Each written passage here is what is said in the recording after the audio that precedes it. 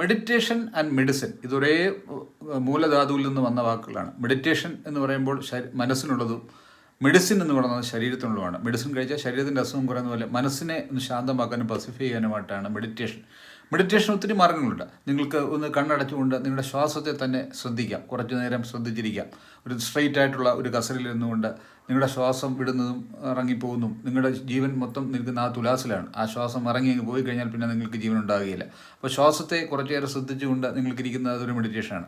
നിങ്ങളത് കണ്ണടച്ചുകൊണ്ട് പ്രപഞ്ചത്തിൽ ഒരു 5 മിനിറ്റ് എന്തൊക്കെ ശബ്ദങ്ങൾ കേൾക്കുന്നുണ്ടെന്ന് വ്യക്തമായി വിവരിക്കുക. നിങ്ങൾ കണ്ണടച്ച് കഴിയുമ്പോഴാണ് ഒരു പക്ഷിയുടെ കളകൂജനം കേൾക്കുന്നത്, അല്ലെങ്കിൽ കാറ്റിൻ്റെ ചെറിയ മർമ്മരങ്ങൾ കേൾക്കുന്നത്. ഇത് സൂക്ഷ്മമായ ശബ്ദങ്ങളെ വരെ നിങ്ങൾ കണ്ണടച്ചിരിക്കുമ്പോൾ നിങ്ങൾക്ക് ശബ്ദത്തെ വേണമെങ്കിൽ മെഡിറ്റേറ്റ് ചെയ്തുകൊണ്ട് കുറച്ച് നേരം ധ്യാനത്തിലായിരിക്കാൻ ശ്രമിക്കുക. പിന്നെ അല്ലെങ്കിൽ നിങ്ങൾക്ക് കണ്ണടച്ചുകൊണ്ട് നിങ്ങളുടെ ശരീരത്തിൻ്റെ എവിടെയെങ്കിലും ഇറിറ്റേഷൻ ഉണ്ടോ, നിങ്ങളുടെ ശരീരത്തിൻ്റെ തലയ്ക്കകത്തോട്ട് ഓടുന്ന ചിന്തകൾ എന്ന് കുറച്ച് നേരം ആലോചിച്ചുകൊണ്ട് നിങ്ങൾക്ക് ഇരിക്കുന്നതും അതും ഒരു മെഡിറ്റേഷനാണ്. ഇങ്ങനെ പലതരം മെഡിറ്റേഷൻ നിങ്ങളുടെ ശരീരത്തെ ശാന്തമാക്കുക. അപ്പോൾ മനസ്സും